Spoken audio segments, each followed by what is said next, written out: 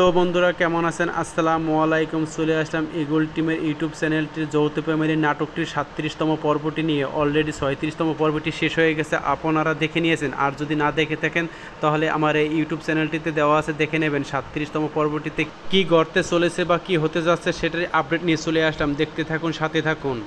তো বন্ধুরা, চপ্পল কি পারবে জান্নাতকে বিয়ে করতে? সোহাগ আসলো খুশিদের বাড়িতে খুশির বাবার সাথে কথা বলার জন্য। সোহাগকে খুশির বাবার সাথে কথা বলতে দেখে খুশি এসে তাদের পাশে দাঁড়ালো। এদিকে বাবর সাহেব তার ভাগ্নে ও তার চামচাকে পাঠাচ্ছে আঙ্গুরি বাড়িতে আঙ্গুরির কাছ থেকে টাকা ছিনিয়ে নেওয়ার জন্য। সোহাগের সাথে কথা বলে শেষ করে খুশির বাবা উঠে যাওয়ার পর খুশি চা নিয়ে এসে খুশি তার সাথে আলোচনা করতে আছে। এদিকে জান্নাত তন্নিকে এনে চপ্পলের সাথে পরিচয় করে দিল, তোমার নাকি শালি নেই? এই তো একটা শালি। সোহাগ চলে আসলো বাবরের বাড়িতে বাবরের সামনে বসে বাবরের ভিডিওটি ডিলিট করার জন্য। এদিকে খুশি তার ফুপুকে কালকে সকালে বাড়ি যেতে বলছে যে আপনি আসছেন আমাদের বাড়িতে 3 দিন হয়ে গেছে, 7 দিন, আপনি যে অসুস্থ তার কোনো নমুনাই দেখি না।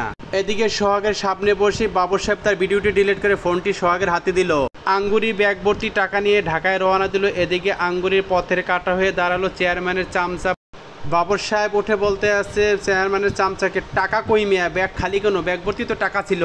এদিকে চপ্পলের বিষয়ে জান্নাত বলতেছে, তন্নি তোর যদি চপ্পলকে ভালো লাগে তুই ওকে নিতে পারিস, আমার অতটা ভালো লাগে না। তনু বলতেছে মানুষের আশা আর আকাঙ্ক্ষার কোনো শেষ নেই। লতা সোহাগকে বলতে আছে, তুমি তন্নিকে দিয়ে আমাকে অপমান করিয়েছো, তোমার সাথে আমার কোনো সম্পর্ক নেই। আঙ্গুরি দফাদারকে ফোন করে বলতে আছে, দফাদার আমার সাথে নতুন চালাকি শুরু করছো?